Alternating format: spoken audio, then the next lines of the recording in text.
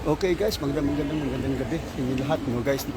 Andito tayo ngayon sa Terminal 1. Katatapos lang ng ating trabaho. So nagmamadali pa naman ako umalis. Pero yun lang. Ang sabi ay tawag dito.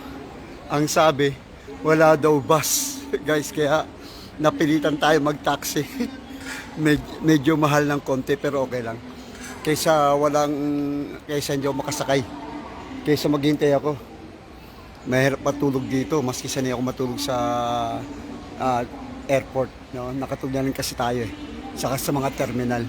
So ginawa natin guys ay nag-taxi tayo, no? At ang taxi ay humigit kumulang ng 15,000. So ayan, no? Kinukunan ko muna kayo para at least may idea kayo sa mga hindi pa nakapunta sa Korea ng Terminal 1. Kasi ang Terminal 2, kabisado natin guys.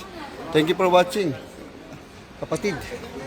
So ito, magbabypass tayo.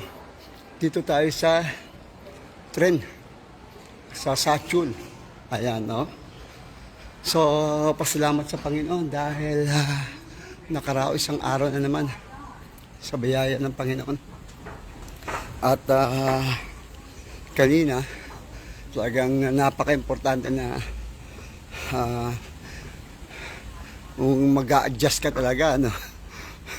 Minsan, mas hindi ka dapat mahirapan, pinapahirapan mo o pinapahirapan niya ang isang tao sa sarili niya, no? Kaya ako nasabi yan, isipin niyo po guys, no, hindi na iwasan magbisyo, naglaklak, uminom, pumasok. So nakakalungkot, no, kasi pinapahirapan yung sarili. So napilitan ako yung tambak ako ng hugas, tambak ako ng luto. Tapos siya, duwal ng duwal, reklamo ng reklamo, suka ng nagsusuka. Ano balang suka. So no choice, no. Buti ng boss ko. Buti ng boss ko mabait talaga, no? Pinatulog ng mga 15 to 20 minutes. Medyo naka-recover, tapos bigyan natin ng pagkain ng palaman at cheese whiz. Kumain siya para makaano siya. Pagkatapos yun, ay sandali lang, sabay yung ano natin. Medyo nalito rin tayo. Ayun, no?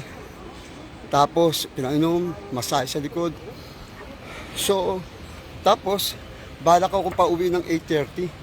Sabi ko, hindi pwede.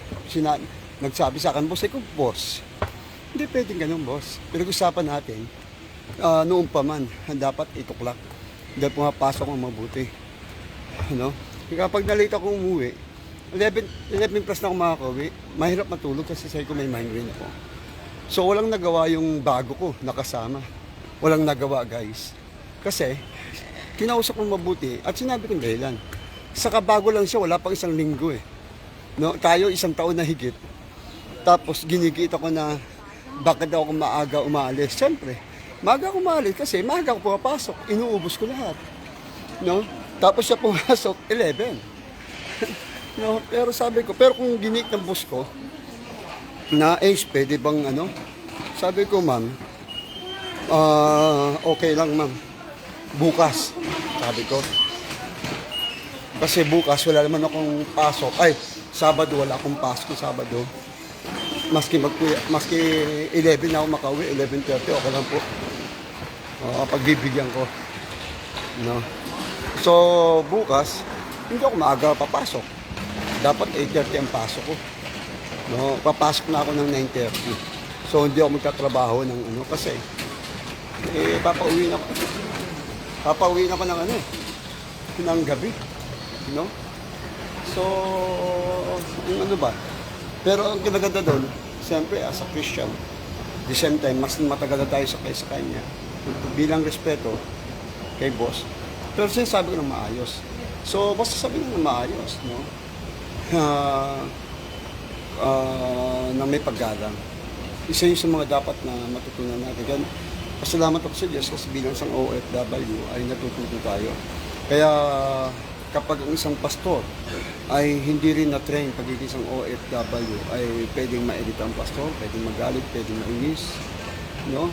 So, hindi may iwas ganun. Pero sabi ng Panginoon, at least binabago pa rin tayo at tinuturuan tayo na mag-adjust. Pero ang puntos ko lang doon mga kapatid, dapat ay be open, sabi ng maayos. Tapos, ang karapatan mo, kung tamang pinag-usapan, ipaglaban ng maayos. Ngayon, ang kinaganda lang doon, pumayag hindi pumayag, no choice. Itutuloy mo ang trabaho na nagreklamo ka, or itutuloy mo na tanggap mo at i-enjoy mo na lang, natanggapin mo na ganun na realidad. No, ganun naman, o kaya ayaw mo, umuwi ka na lang. No?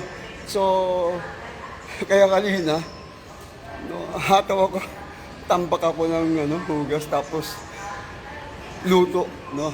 Pero pasama sa Panginoon kasi ang muntik pa niyan, muntik pa akong pauwiin ng gabi, no? Gabing-gabi. Kaya salamat sa Diyos. So, tapos wala pa palang bus. Kaya gumastos pa tayong medyo napamahal, 15,000 from Inspire Resort papunta sa Terminal 1. So, andito na ako sa Terminal 1, no? Okay, tignan niyo po muna guys, oh. No?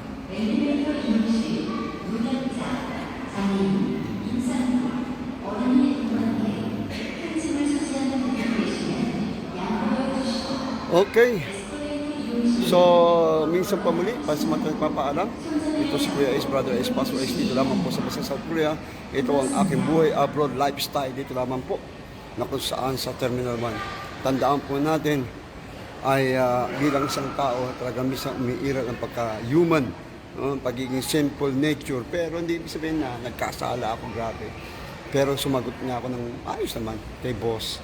Tinulungan ko. At higit sa lahat, yung sa lalaki na nakainom. Pati yung sa babae na parang tomboy. No, pati yung Ajima.